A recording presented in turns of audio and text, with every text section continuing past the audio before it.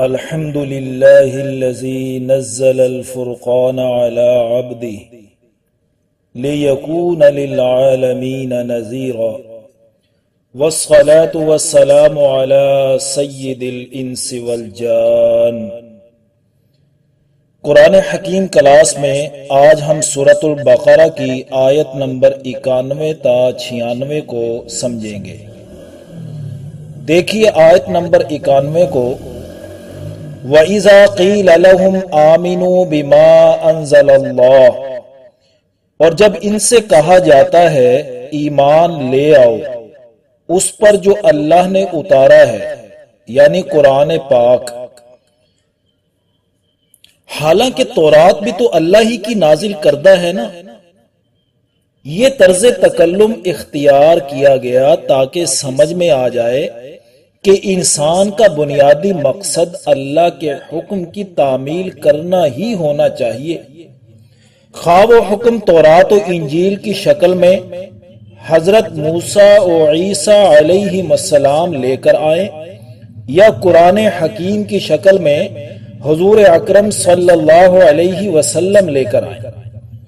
لیکن یہ باغیانہ اور حاسدانہ رویہ اختیار کرتے ہوئے بنی اسرائیل کے لوگ کہتے ہیں، قالوا نؤمن بما انزل علینا، انہوں نے کہا کہ ہم تو اسی پر ایمان لائیں گے جو ہم پر اترا ہے، یعنی تورات، وَيَكْفُرُونَ بِمَا وَرَاءَ، اور انکار کرتے ہیں اس کا جو اس کے علاوہ ہے، یعنی تورات کے علاوہ خواہ انجیل ہو یا قرآن، سب کا انکار کرتے ہیں۔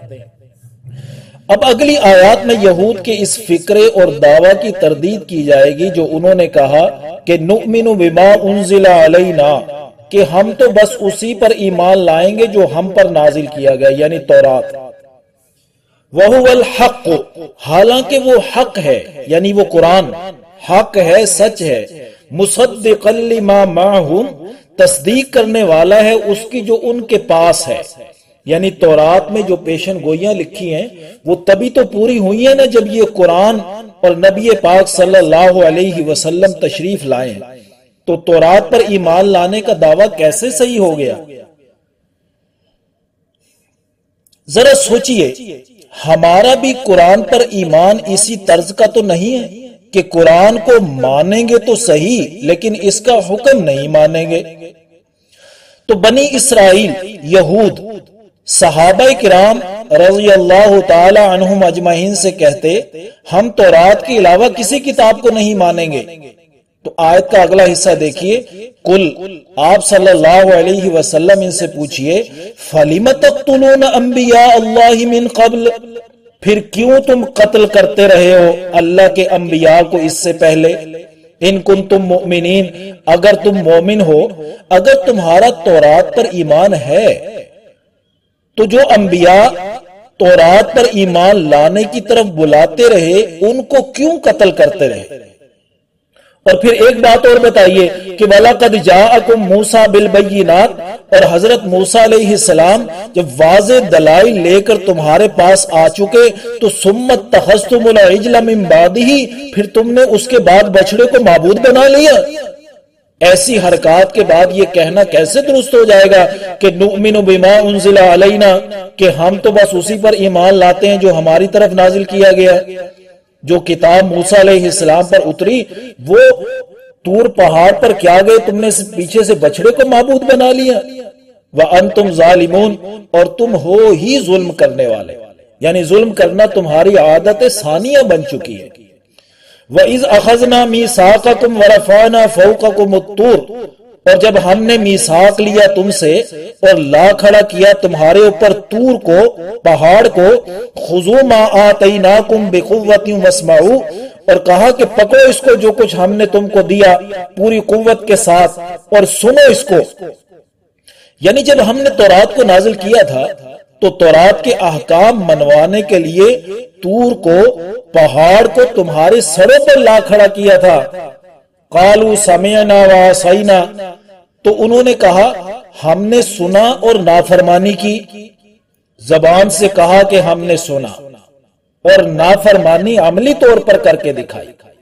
عصینا ہم نے نافرمانی کی، اگر یہ بھی زبان سے کہتے تو پہاڑ ان پر گرا دیا جاتا. یعنی یوں کہہ لے کہ زبان قال سے سمعنا کہا اور زبان حال سے عصینا کہا.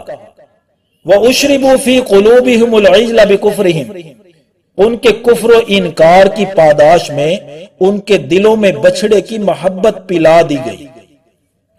قُلْ بِئْسَ مَا يَأْمُرُكُمْ بِهِ إِيمَانُكُمْ، ان سے کہہ دیجئے بہت ہی بری باتیں سکھاتا ہے تمہیں تمہارا ایمان. جیسے کوئی کسی برے آدمی کو کہے کہ کیا تمہارے والدین یا تمہارے استاد نے یہی بری باتیں تمہیں سکھائی ہیں؟ یعنی تورات پر ایمان کا دعویٰ کرتے ہو تو کیا یہ ایمان تمہیں ایسے ایسے اعمال سکھاتا ہے؟ ان کنتم مؤمنین، اگر تم مومن ہو. جن کے دلوں میں ایمان ہوتا ہے وہ تو کردار کے غازی ہوا کرتے ہیں، لیکن تم تو صرف گفتار ہی کے غازی لگتے ہو.